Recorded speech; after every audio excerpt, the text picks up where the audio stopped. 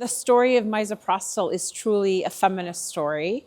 It was a drug that was accidentally discovered by Brazilian women, and they quickly realized that it was of great use in bringing back their periods for women who did not have their period over a certain period of time and knew that they wanted their period, knew that they didn't want to be pregnant. And so it was a drug that was discovered by them essentially in the 80s. That's what sparked a global movement to basically research the effect of this. And now we have evidence from millions of users, some of the best scientific evidence. The global recommendations recognize the power of this drug, not just for abortion care, but also in many other areas. It's a life-saving drug for the prevention and treatment of postpartum hemorrhage.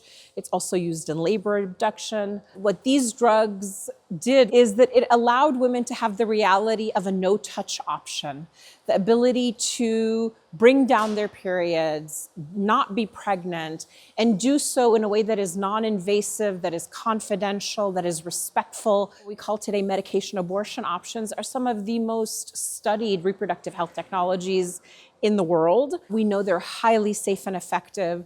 We know that they can be done with the support of a healthcare provider. In many cases, women prefer to have abortions and use these drugs on their own. Regardless of whatever option they choose, women should always have the option to seek care, to have support, and in the rare case of complications or failure, have a backup option so that they can feel supported in this. At the end of the day, there's still a lot of stigma around the issue of abortion around the world. And this is something that the drugs alone cannot address. This is where it's important that we continue to do movement building and speaking truth about women's experiences and the essential nature of abortion as healthcare, and that it is a need that will never go away in any country around the world. Now, in many places, unfortunately, particularly where there are abortion restrictions, there are barriers to getting these treatments. And so women are needlessly dying from unsafe abortion. So basically, misoprostol causes contraction of the uterus that empties the uterus of its content.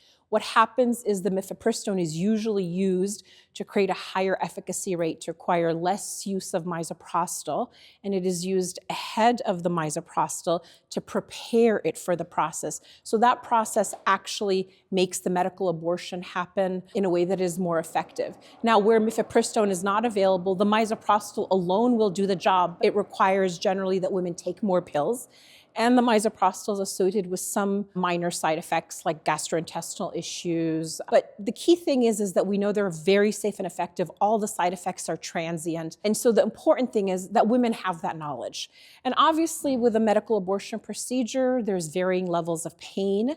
And so it's also very important that we discuss pain management options with women. And so they can consider that as part of the process as well, so that they are having a comfortable experience. Misoprostol is registered for a range of indication in countries around the world, including in countries where there are restrictions to abortion.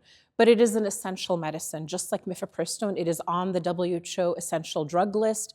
It is on, in many countries, their national essential medicines list because it is a life-saving drug. So it is troubling that we are seeing that in some places there are moves towards restricting access to what is essentially a life-saving drug and recognized globally as an essential medicine.